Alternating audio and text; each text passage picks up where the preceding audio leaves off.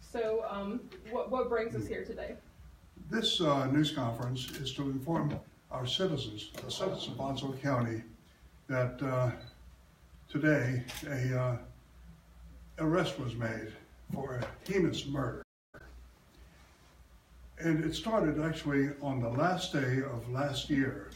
It was December 31st of last year when two people who were walking at Thomas Humphrey Road found what appeared to be a human body.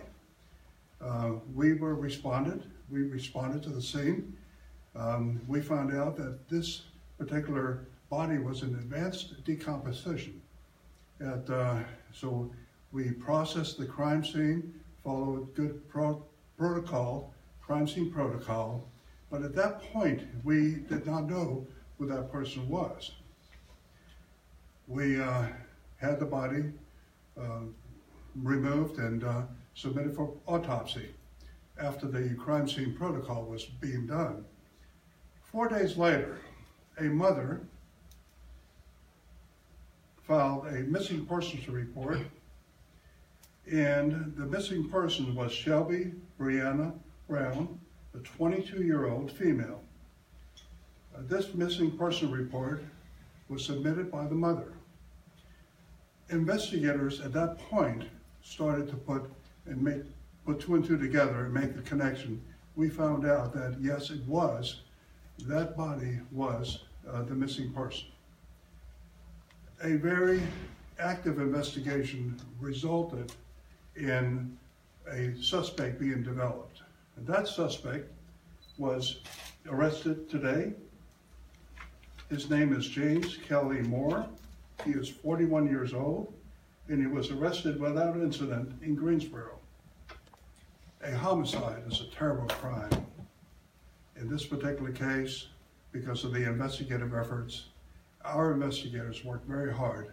That arrest was made, and we got good guidance from the district attorney's office, as we do in every case that we do.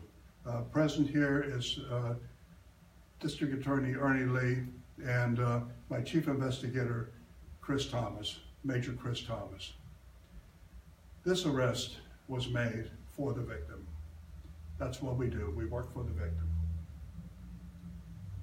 Any questions? Sheriff, what led you to this gentleman who was arrested? Well, an investigation requires a lot of follow-up.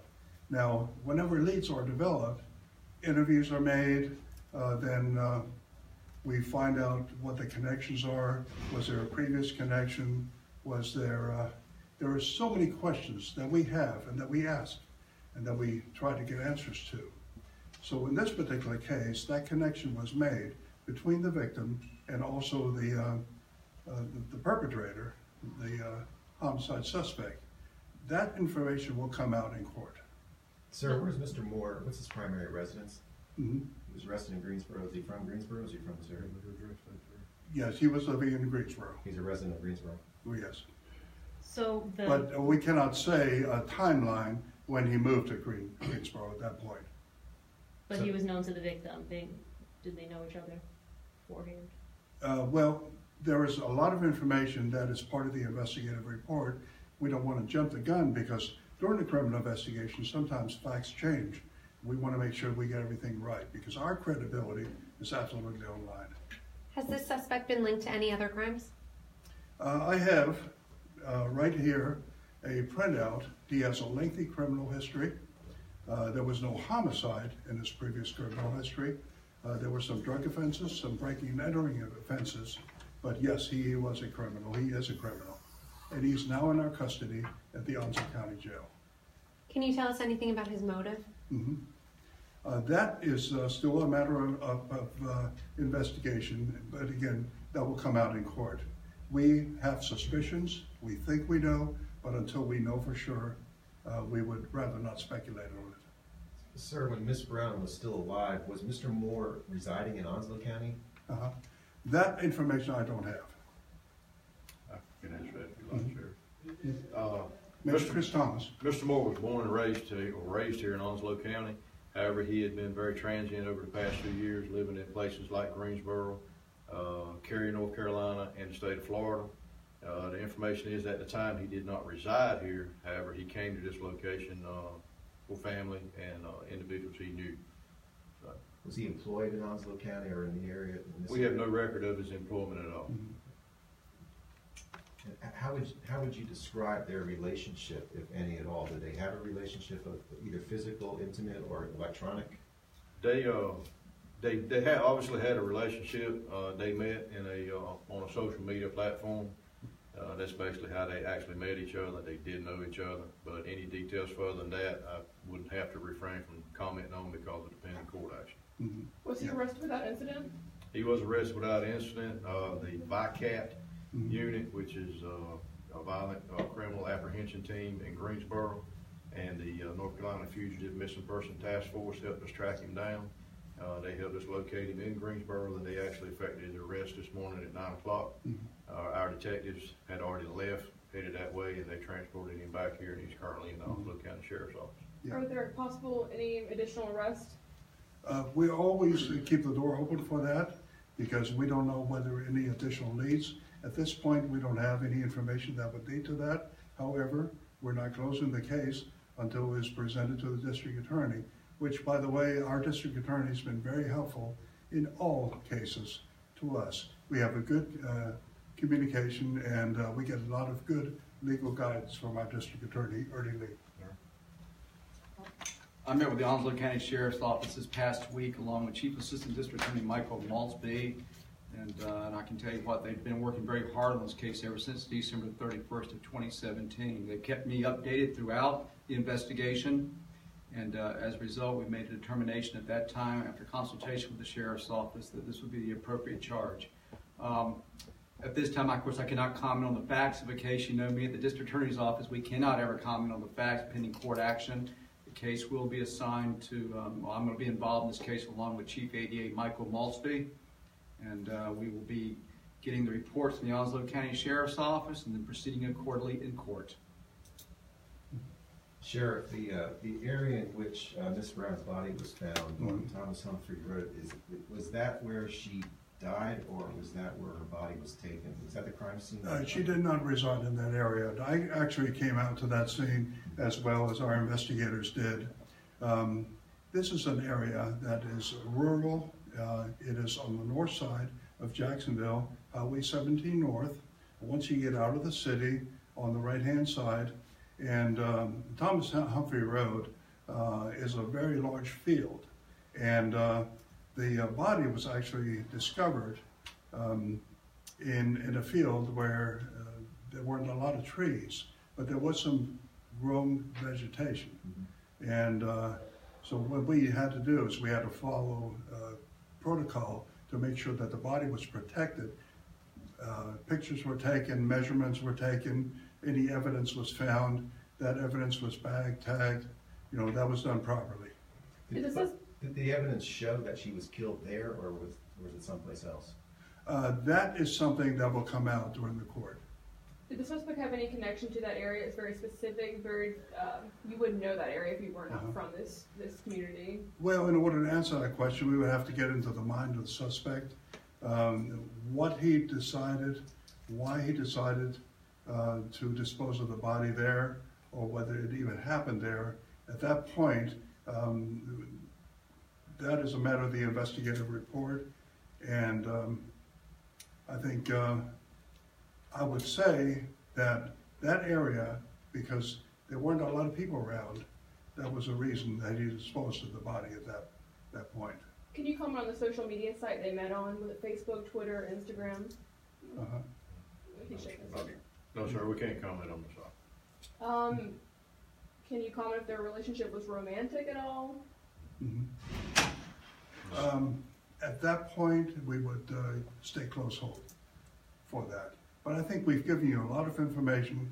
The citizens should know that this was a homicide. It's a horrendous crime when one human being takes the life of another person for no other reason than, well, obviously, so it was a horrendous crime.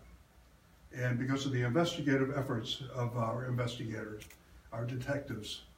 This was solved, it resulted in an arrest, and it will be presented to the court with all the evidence. And I think the citizens need to know. Can you tell us what specific charges Mr. Moore will face? It'll be an open count of murder.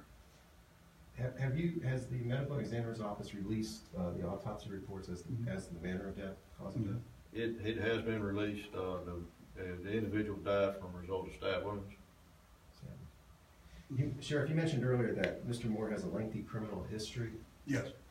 Any of his convictions, or was he ever a suspect in any human trafficking cases or prostitution or being a pimp? Not human trafficking, mostly drug offenses and breaking and entering, burglary type offenses. And also, I go back to what I said earlier about the advanced decomposition. The victim's body was decomposed. So at that point, it takes forensic science to find out what happened, and that needs to be done at an autopsy. And that was done at an autopsy. And also, it goes without saying, every defendant charged with a crime in the state of North Carolina, as in this country, is presumed to be innocent unless and until proven guilty beyond a reasonable doubt. So these are simply charges at this point. But the burden remains upon the state of North Carolina to convince the jury beyond a reasonable doubt. And then secondly, the defendant is presumed to be not guilty at this time. Anything? The investigation is still ongoing. Because of this type of crime, it is not outside the realm of thinking that there may be additional victims out there. If anyone recognizes this individual and has a report they'd like to file with us, we encourage them to call the sheriff's office and contact the detective division and let us know so we can investigate that. They are potential for additional charges on this same incident. However, that will be reviewed with obviously with the district attorney in his office before we can proceed on those. First Amendment rules? I'd like to introduce Lieutenant Mark Scott, Detective Mike Curley, Detective Bradley Denier, and Lieutenant David Evans. They are CSI and CSI in the General Detective Division. They worked the case and they did an extraordinarily good job for us. Was Mr. Moore under surveillance while in Greenville prior to the arrest? We were actively looking for Mr. Moore for a long period of time. We only received the final lab report on Wednesday morning, which enabled us to meet with the district attorney. We met with him on Wednesday, and immediately after our meeting, we actually were able to file the charges. So the charges have just been filed this week, and it's taken us a couple of days with the assistance of the VICAT and the Fugitive Task Force to locate him to get the warrant served on him. He is a transient individual, like I was saying. He goes from area to area. And when you have a homicide like this with an individual who's transient, it is extremely difficult to find out who the subject is and investigate it because of the very fact they move around so much. Can you comment on how long they had known each other, how long the relationship had been? Yeah, I could only say it was a short period of time. It was not a long-term association. Was there any indication that drugs were involved in this case? No.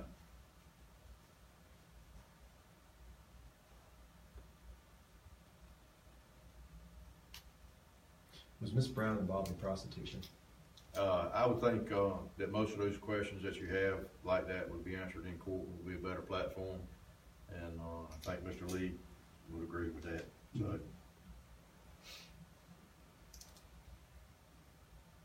that's it. Thanks for coming.